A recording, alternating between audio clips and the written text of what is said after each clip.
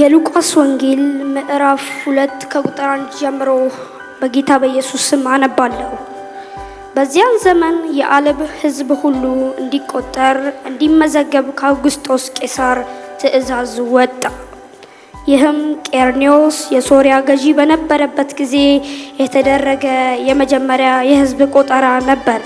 ስለዚህ እያንዳንዱ ሰው ለመመዝገብ ወደ የራሱ ከተማ ሄደ።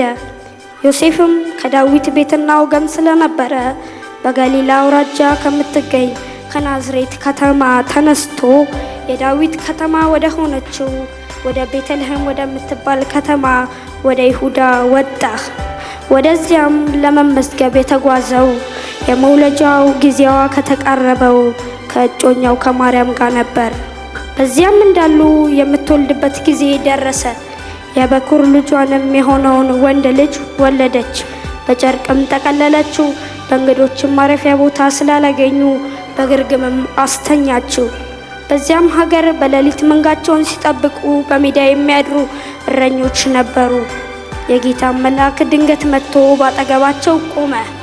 የጌታም ክብር በዙሪያቸው አበራ። ታላቅም ፍርሃት ያዛቸው። መልአኩ ግን እንዲህ አላቸው፣ አትፍሩ። ለሕዝብ ሁሉ የሚሆን ታላቅ ደስታ የምስራችም እነግራችኋለሁ። ዛሬ በዳዊት ከተማ መድኃኒት ተወልዶላችኋል፣ እርሱም ጌታ ክርስቶስ ነው። ይህም ምልክት ይሁናችሁ፣ ሕፃን ልጅ በጨርቅ ተጠቅልሎ በግርግም ተኝቶ ታገኙታላችሁ። ድንገትም ብዙ የሰማይ ሰራዊት ከመልአኩ ጋር ታዩ፣ እግዚአብሔርንም እያመሰገኑ እንዲህ አሉ፣ ክብር ለእግዚአብሔር በአርያም፣ ሰላምም እርሱ ለሚወዳቸው ሰዎች በምድር ይሁን። መልአኩም ከእነርሱ ተለይተው ወደ ሰማይ ከወጡ በኋላ ጌታ የገለጠልንን ይህንን የሆነውን ነገር እናይ ዘንድ ወደ ቤተልሔም እንሂድ ተባባሉ። እነርሱም ፈጥነው ሄዱ። ማርያምና ዮሴፍን ሕፃኑን በግርግም ተኝቶ አገኙ። ካዩም በኋላ ስለ ሕፃኑ የተነገረላቸውን ገልጠው አወሩ። ይህንንም የሰሙ ሁሉ እረኞች በነገራቸው ነገር ተደነቁ። ማርያምም ግን ይህንን ሁሉ በልቧ ይዛ ታሰላስል ነበር። እረኞቹም ሁሉ ነገር እንደተነገራቸው ሆኖ በማግኘታቸው ስለሰሙትና ስላዩት ሁሉ እግዚአብሔርን እያከበሩና እያመሰገኑ ተመለሱ። አሁን መቀመጥ ይችላል።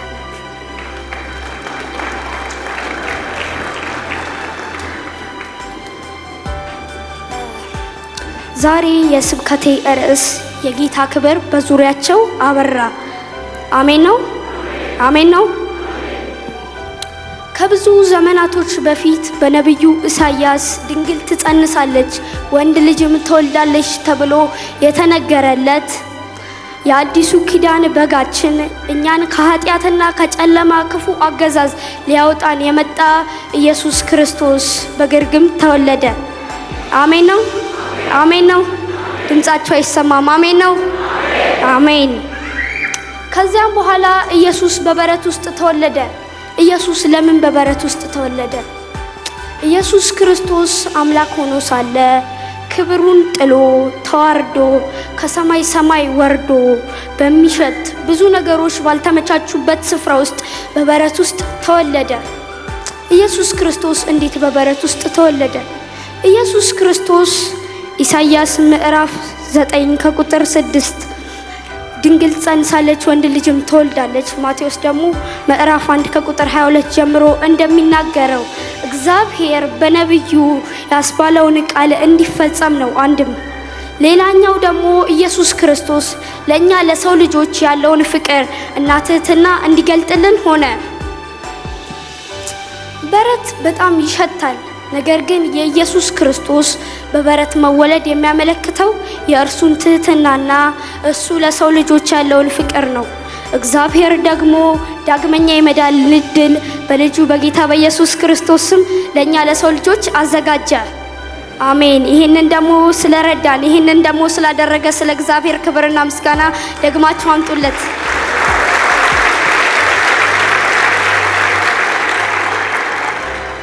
የኢየሱስ ክርስቶስ በበረት መወለድና የኢየሱስ ትህትና በዛም ብቻ አላበቃም።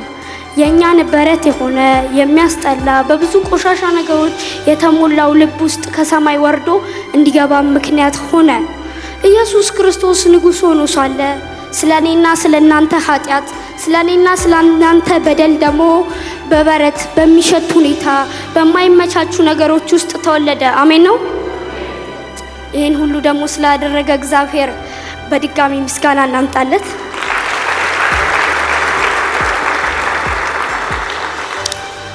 ሁለተኛ ደግሞ እረኞች። በዚያም ሀገር በሌሊት መንጋቸውን ሲጠብቁ የሚያድሩ እረኞች ነበሩ። የጌታም መልአክ ወደ እነሱ ቀረበ፣ የጌታም ክብር በዙሪያቸው አበራ፣ በመካከላቸውም ታላቅ ፍርሃት ሆነ። የጌታም መልአክ እንዲህ አላቸው፣ አትፍሩ፣ ዛሬ ለሕዝብ ሁሉ የሚሆን ታላቅ ደስታና የምስራች ይዤ መጥቼላችኋለሁ እና ዛሬ በዳዊት ከተማ መድኃኒት እርሱ ኢየሱስ ክርስቶስ ተወልዶላችኋልና አላቸው። ለምንድነው የጌታ መልአክ አስቀድሞ መጥቶ ለእረኞቹ ይህንን ታላቅ ለሕዝብ ሁሉ የሚሆን የምስራች ያበሰራቸው? መጀመሪያ እነኚህ እረኞች እነማን ናቸው ብለን ስንነሳ እነኚህ እረኞች የቤተ ክርስቲያኑን ንብረት የሆኑ በብሉይ ኪዳን ለሰው ልጆች ኃጢያት የሚቀርቡትን ንጹህ በጎች የሚጠብቁ እረኞች ናቸው። ለዚያም ነው የጌታ መልአክ ወደ እነሱ መጥቶ ይህንን ለሕዝብ ሁሉ የሚሆን ታላቅ ደስታና የምስራች ያበሰራቸው። እረኞቹም የተነገረላቸውን ሁሉ ደግሞ ተደርጎ ስላዩ ተደሰቱ። ሰብአ ሰገል ደግሞ ከሩቅ በኮከብ ተመርተው ከባቢሎን ሀገር ከምስራቅም ወገን ለኢየሱስ ክርስቶስ 3 ውድ ስጦታዎችን ይዘው መጡ።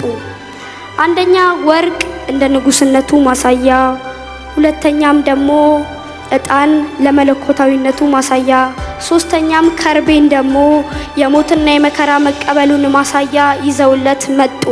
ከዛም እግዚአብሔር በሕልም አስታውቃቸው ወደ ሄሮዶስ እንዳይመለሱ መንገድ ቀይረው ሄዱ። ሄሮዶስ በዛን ዘመን የአይሁድ ንጉስ ነበረ።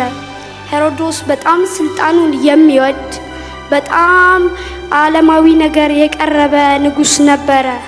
የአዲሱንም ንጉስ መወለድ በሰማ ጊዜ ሄሮዶስም ሕፃኑን ሊያስገድለው ፈለገ። ከሰብአ ሰገልም በሰማ ጊዜ በተንኮል በመጠቀም ስለ ሕፃኑ እንዲነግሩት ፈለገ። ነገር ግን የጌታ መልአክ ለሰብአ ሰገል አስጠንቅቆ መንገድ ቀይረው ሄዱ። ሄሮዶስም ስለተናደደ በባቢሎን ወገርና ከዛም አቅጣጫ ባሉት ሀገራቶች ወንድ ልጅም ልኮ ሕፃናቶችንም አስገደለ። አንዴ ከኔ ጋር ደግሞ የመጨረሻ ጸሎት እንጸልይ።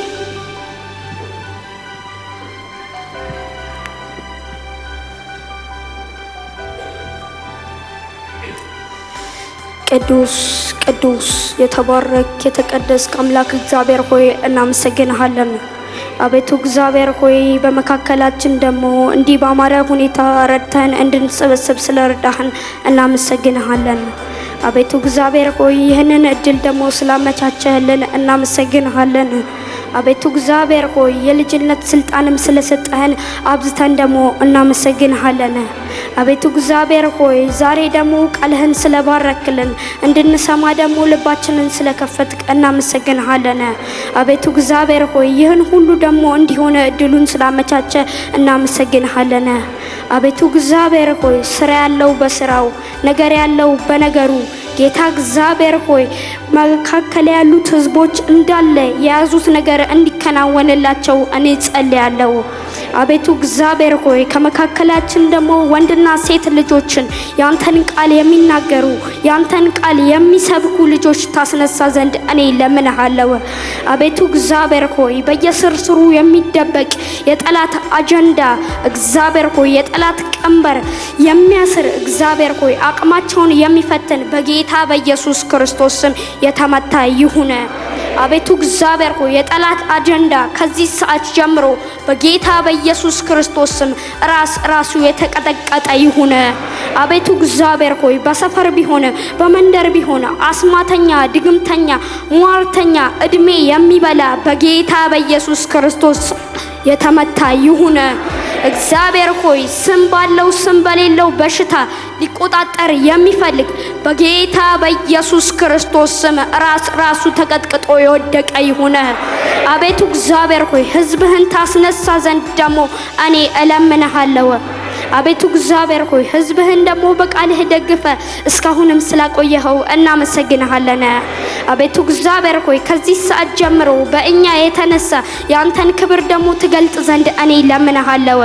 እግዚአብሔር ሆይ አንተን የምንሸት ያንተን ክብር ለሌሎች የምንናገር ባሪያዎች ታደርገን ዘንድ እኔ ለምንሃለሁ።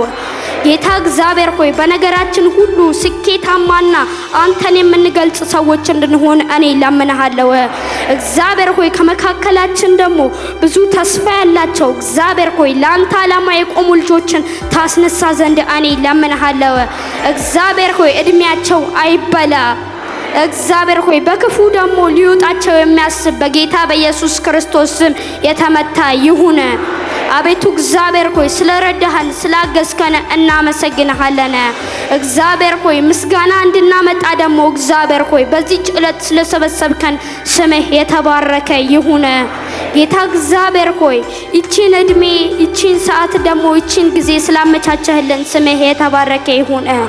ቀሪ ጊዜያቶቻችንንና ቀሪ ዘመናቶቻችንን ላንተ አሳልፈን ሰጠን።